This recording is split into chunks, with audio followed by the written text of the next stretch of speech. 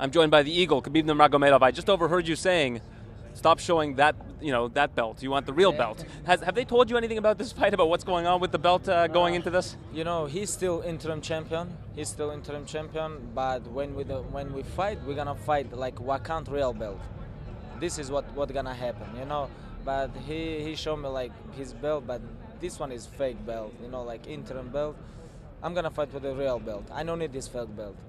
Sometimes after the fight they have an interpreter come in. I think Dana needed an interpreter there. I couldn't figure out what he was saying. This is what I gathered from what he said. Right now, today, Conor McGregor is still the champion. But by the time your fight rolls around, if he hasn't committed to fighting on a certain date, that title's stripped and you guys are fighting for the undisputed title. Is that what your understanding is? Yes, of course. They stripped his belt, lightweight. They stripped his featherweight belt.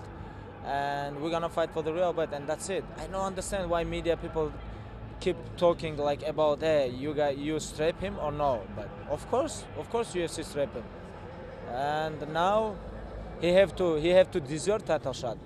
Like my plan, beat Tony Ferguson, and UFC gonna try to put McGregor next on the line. No, he have to deserve this.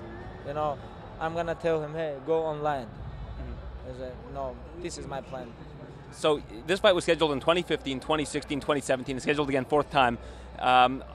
This fight, the reason that this fight has to happen is because you and Tony keep beating everybody. You guys still have stayed at the top. Could you make a case that you and Tony are the two best fighters in the UFC today? I think so.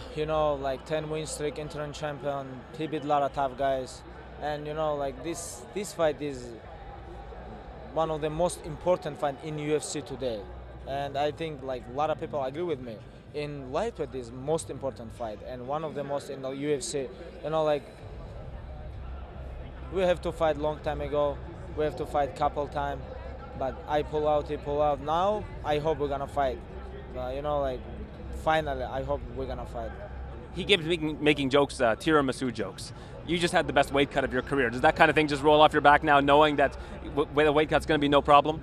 I never eat this. I don't understand. I have no idea what are you talking about. I don't give a about this. What are you talking about? I focus on my skills. I focus on my job, and I'm gonna make weight, inshallah, in April 6th and April 7th. I'm gonna beat him. This is my plan.